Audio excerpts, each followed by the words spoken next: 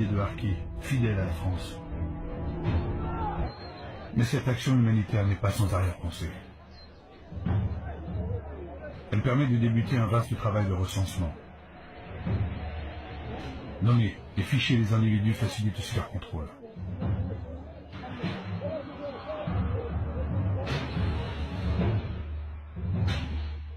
Dans ces villages, les militaires vont armer des bénévoles. Ce sont les groupes d'autodéfense. Chaque volontaire reçoit un fusil. Un simple fusil de chasse. Un fusil et une mission. Interdire toute approche des maquisards de l'ALN. Mais ce village, c'est encore un coin de France. Et comme dans toutes les guerres, l'étendard doit être levé.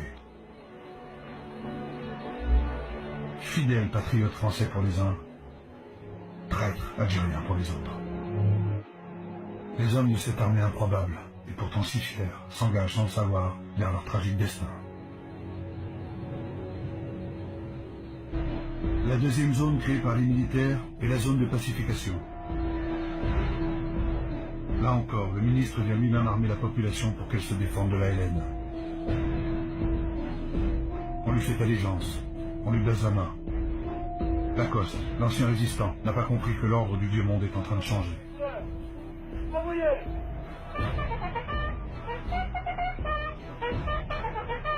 Les Algériens, originaires de Mélouza, rejoignent leur pays.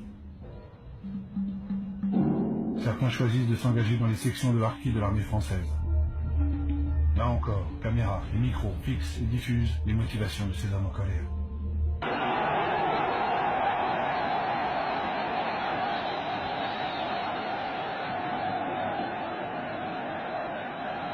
Je vous ai compris.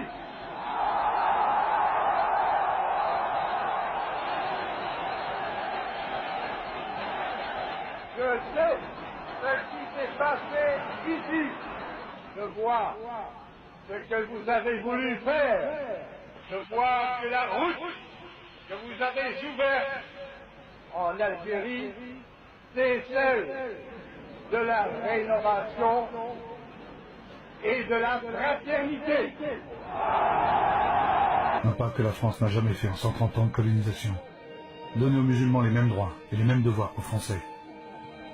Et pour cela, vous devez écrire sur la liste électorale. Or, il s'agit bien d'approuver une nouvelle constitution pour la France. Et elle va donner au président de la République d'immenses pouvoirs.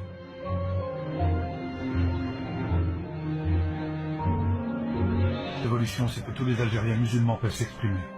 La pleine citoyenneté leur est accordée enfin. Et pour la première fois de leur vie, les femmes musulmanes ont le droit de voter.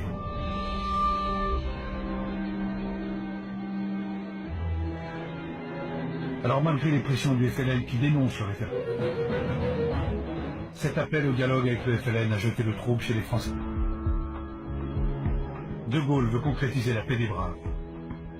Pour cela, il ordonne la libération de 7000 prisonniers du FLN. Et le meilleur chasseur de Français de souche nord-africaine.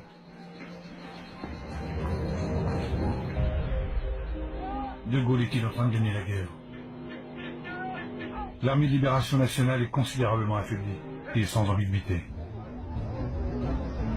6 millions de votants répondent oui et à peine 16 000 répondent non.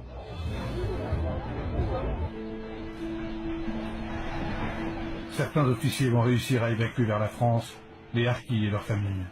Ils le savent. En Algérie, ils sont voués à la vengeance. De Gaulle, pourtant, doit ordonner leur désarmement. Il craint en effet que l'OAS ne récupère les harkis dans ses rangs.